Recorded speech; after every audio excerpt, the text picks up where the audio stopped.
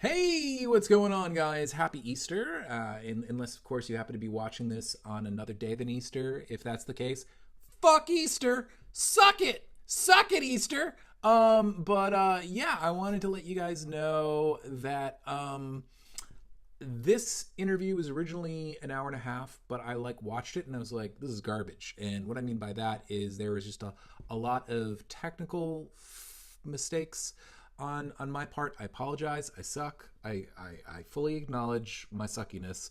And then there was also some parts with weird computer glitches, computer problems going on. So I've cut it down considerably. Let me know if you guys enjoy it. I hope you do, because I'm trying to give you guys some fun extra stuff for being awesome patrons.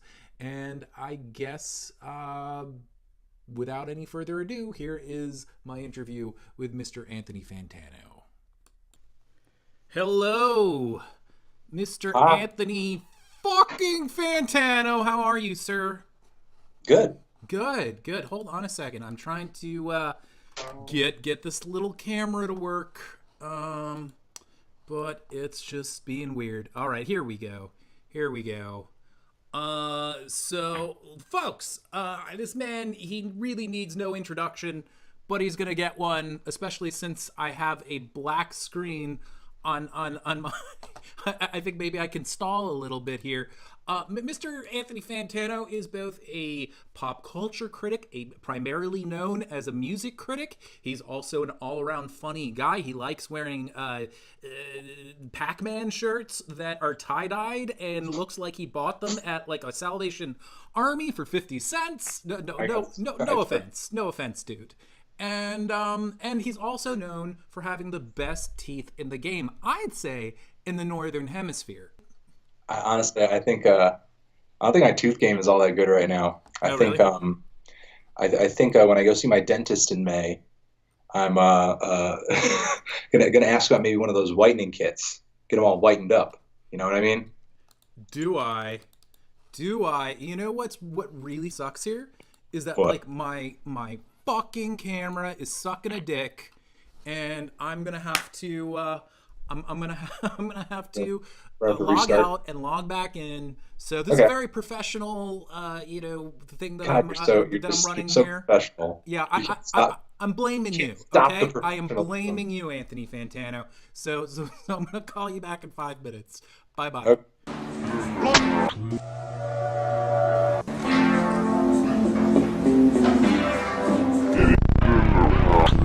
With Mr. Anthony Fantano. Now, Anthony, you may not recall, but I sent you a picture not too long ago, and it was just a random picture that I found on the internet, and to me, it looked like the spitting image of what I thought a young Anthony Fantano would look like. And I said, "Dis you?"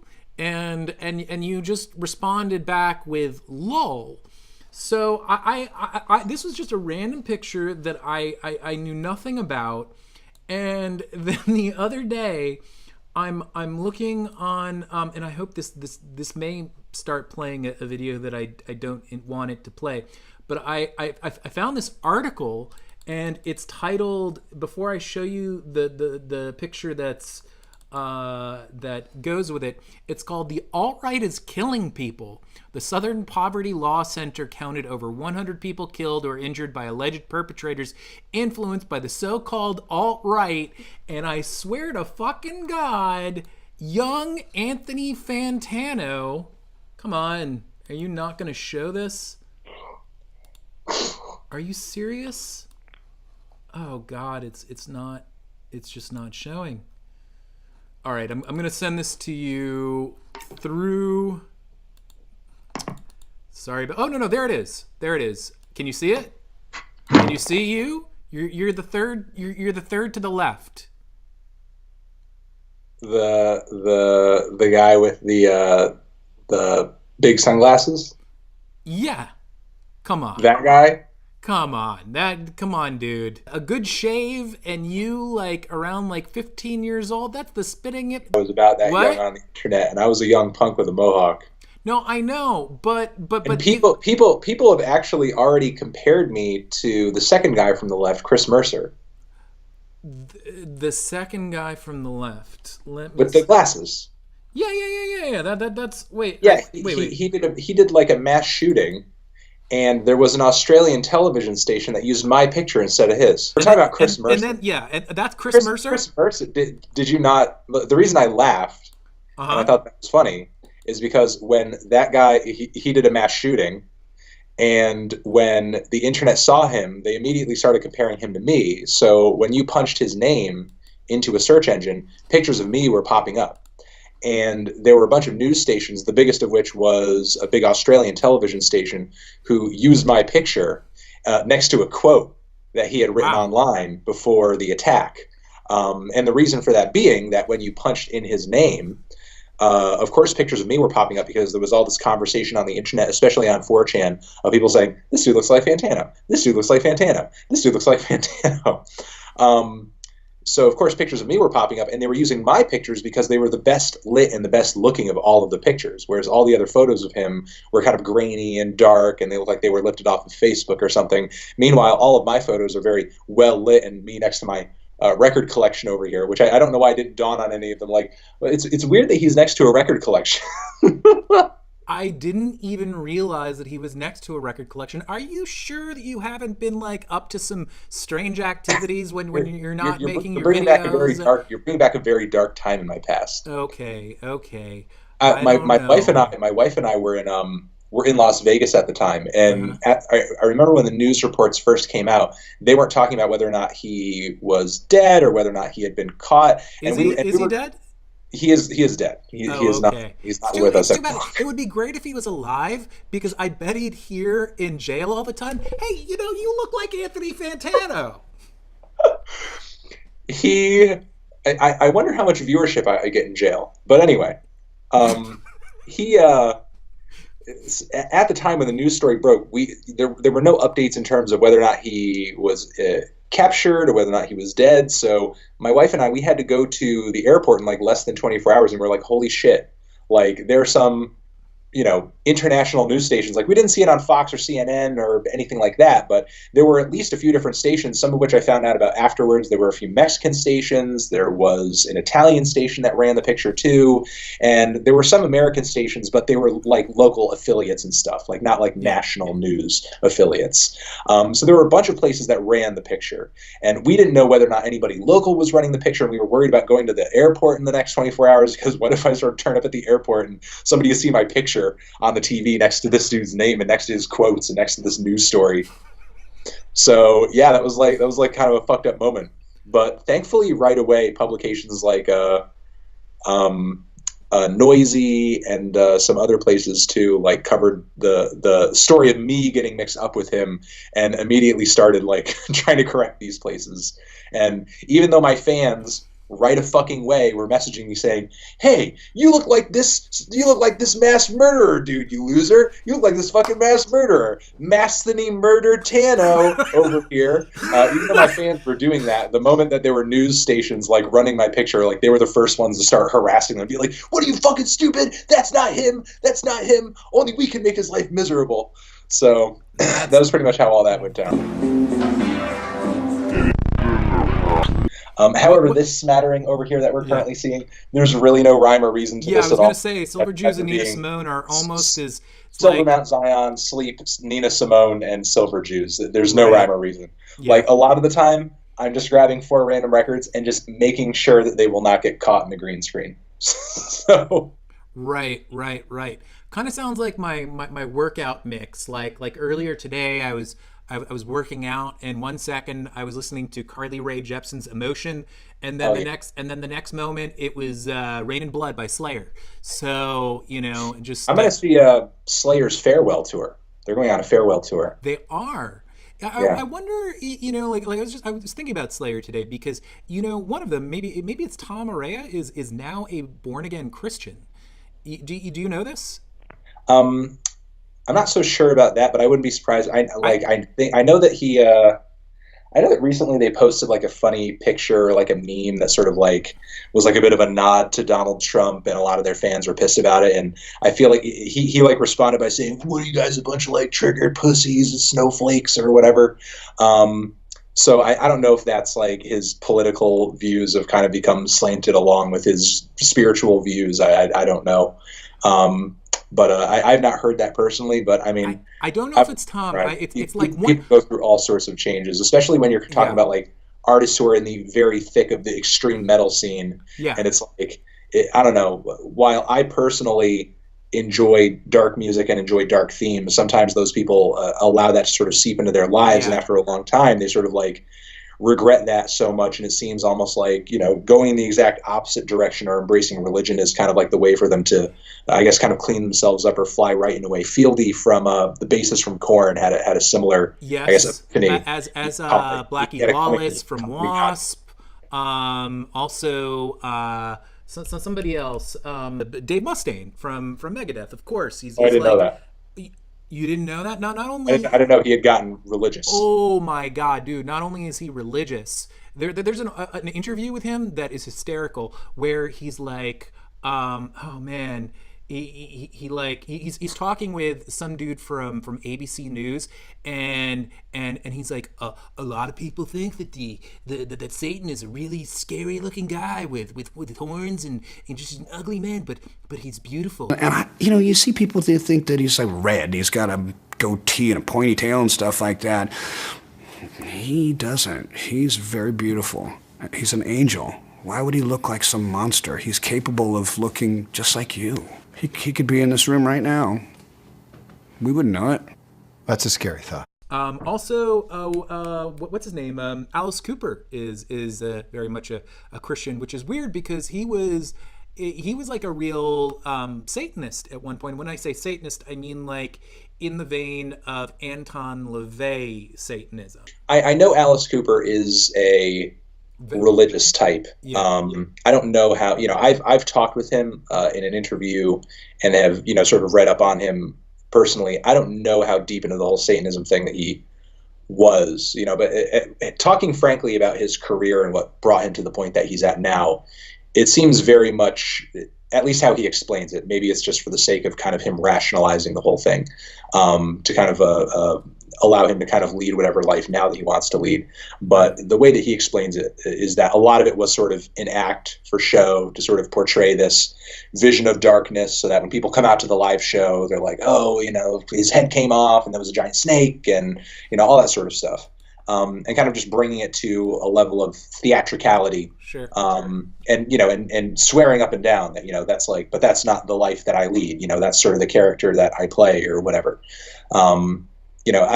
I think that he was probably like a hardcore Christian at the very start of his career? Probably not. And he doesn't really strike me as a fundamentalist right now necessarily. You know what I mean?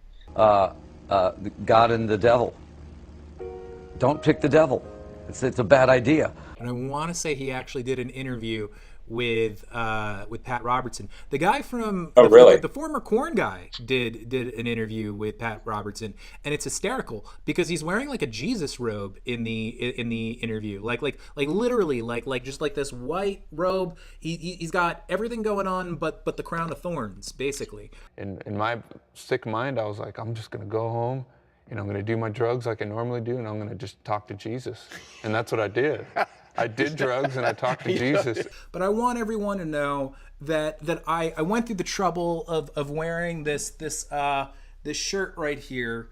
Classic. It is a classic. And I want everyone to know that, Anthony means so much to me that I don't mind wearing a shirt that's currently like 3 sizes too small for me. I don't think you look too bad right now. I mean, if you took that shirt, you went down to a local sort of downtown bar, put on like a sports jacket over the shirt, wore those Wayfarers, you could definitely go home with a girl who donates regularly to NPR to get that tote bag. Dude, I'm telling you, this shirt is like Spanx right now, okay?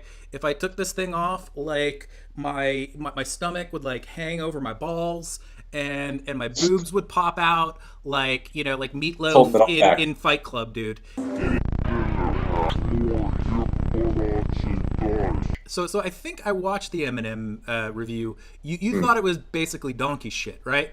Yeah, it was pretty much trash. Tell me this: if the video, or rather the album was good, how do you think that the views would have been significantly lower if you gave it a good review?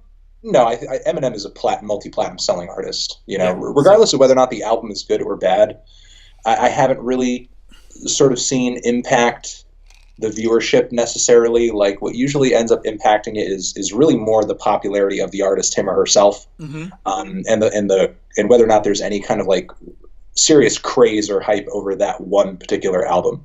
An artist may be popular, but if a particular record of theirs flops, I think at least in terms of interest, then the views are probably going to be projected to not be that good. However, I guess in a way you could say that in a way your supposition is right, because in a way, before I'd even got my review out, generally the fan responses to the record were just that this is shit, and I have to watch Anthony just like tear this the fuck apart, which doesn't necessarily mean that you're going to get a negative review. There have been lots of instances where I've given records that people have hated, like maybe lukewarm or maybe even positive reviews. Probably a huge example of that being the Lou Reed and Metallica album, which I don't think is as bad as a lot of people say. I don't think it's as bad. Coming from somebody who is, I guess, just like a hardcore Lou Reed fan. Me too. I met Lou Reed. Really? Very briefly. I saw him do Berlin. Was that the name of the album? Yeah, I saw him do Berlin live, and I sat the entire time in front of Bono and Michel Gondry. And Michel Gondry was there with his kids. And boy, Bono was in full Bono mode. He was talking about like refugee Kenyan children the entire time, and just every like obscure Bono-esque thing that you would expect to come out of his mouth was just flowing. But anyway, go on. So yeah, I mean, there probably was some particular interest in that review because people anticipated it was going to be a hugely negative review, and that album quickly has kind of gained the status of being his worst record amongst most fans. Right. Do you think he's gonna make a comeback? Like, do you think he's gonna learn from it and kind of make a better album next time, or is he just no way to know?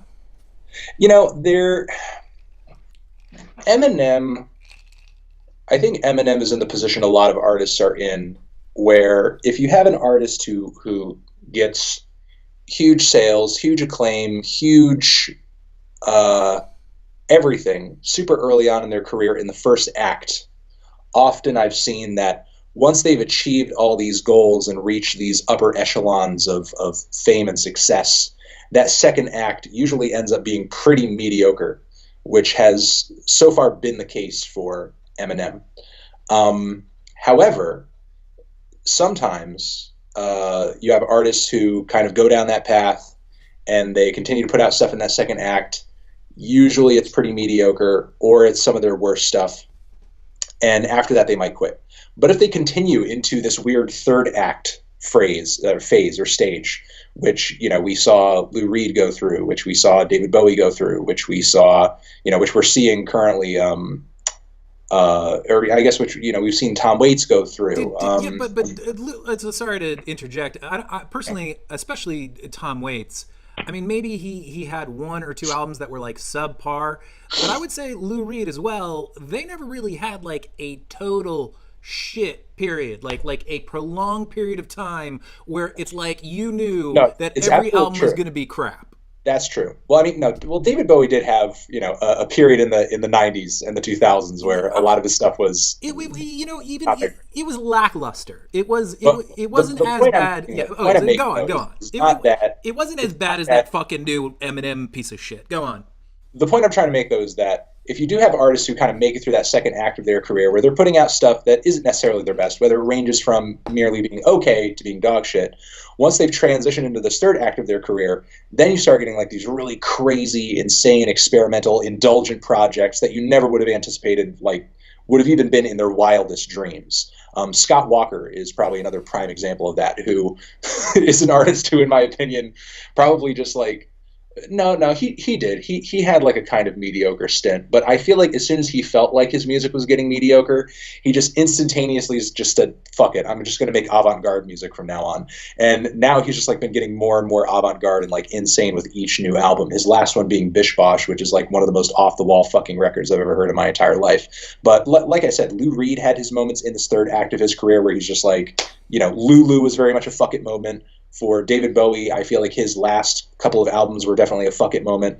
And those moments, I feel like Eminem is capable of that. I feel like Eminem could really kind of pull off like a fuck it moment where he's just beyond caring and he's going to do the most weirdest, most experimental, most indulgent thing and really just like push himself in a way where he doesn't really care about whatever the commercial success or the messaging or the resonance of the album is going to be. He's just going to do art for the sake of art.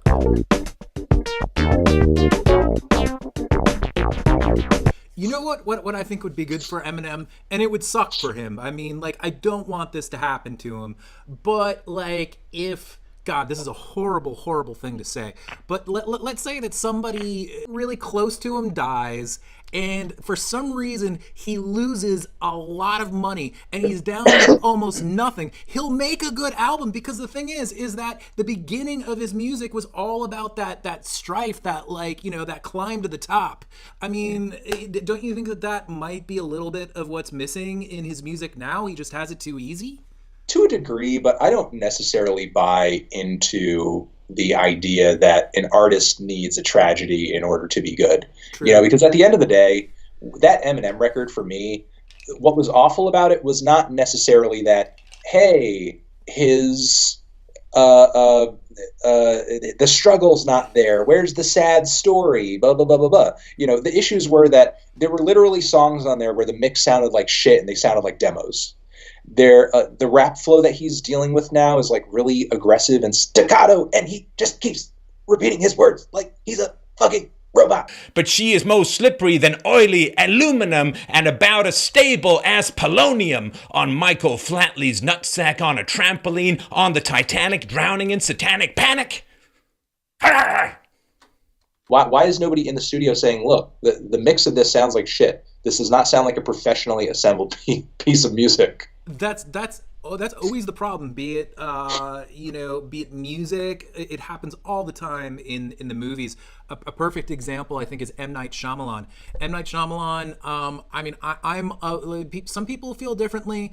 I liked everything I even liked The Village. I didn't love The Village, but certainly Unbreakable and what the fuck is the first movie with Haley Joel Osment? Sixth Sense. Yes. And basically, he made shittier and shittier movies till he got to the point where he made this movie, The Happening, which is almost as bad as The Room. It has one of like the most insanely confusing Mark Wahlberg performances ever. Planning on stealing something? No, ma'am, we're not. Plan on murdering me in my sleep? What? No. I mean, it's the same thing. It's just the dude reached this point where he didn't have like producers kind of poking him, and sometimes that's bad. Like if you're Martin Scorsese and like your instincts are so perfect, then that can be literal filmmaking genius. It's not something you need. Yeah. I was in a pharmacy a while ago. There was a really good-looking pharmacist behind the counter. I went up and I asked her where the cough syrup was. And I'm talking about a completely superfluous bottle of cough syrup. That's like $6. But the thing is, exactly. But in the case of Eminem, he's not a musical genius. Yes, he's very good. He's very good at putting words together, and he's very good at rapping. But do I trust Eminem's sensibilities for musical theory? No, not really. Trying to do math, I'm a shout in your ear, random numbers, and fart in your beer. But there was recently an interview with Quincy Jones, okay? And the man is 85 years old. I think he's really reached like the fuck it age, and we're not talking about the fuck it that you were talking about, where like you're just like experimenting. I think it's honestly within the same realm of fuck it. I read the interview too. You did.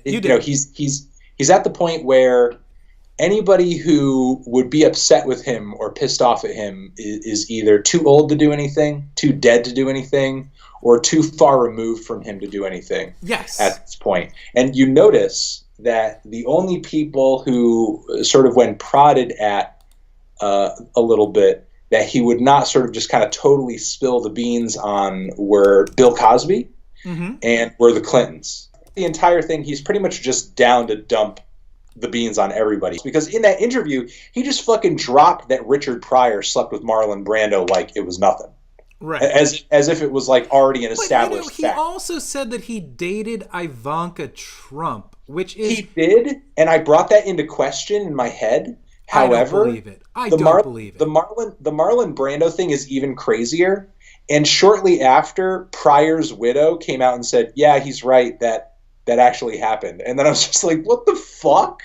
So I was just thinking, okay, so if that is true, and that's obviously one of the most batshit things he threw out there, like the Ivanka Trump thing almost seems like within the realm of possibility. And I'm Ivanka Trump, and we've got 51 delegates ready to rock, so let's pump it up. Do you have anything more you'd like to say to everybody? Drink lots of water and buy whatever new album Jay-Z comes out with. Okay. Bye. You want to wave Ta-ta. bye-bye? Ta-ta for now. Ta-ta for now. That's a terrible way to end it. We got to find a better way to end it. Fuck you, Fantano. Suck it.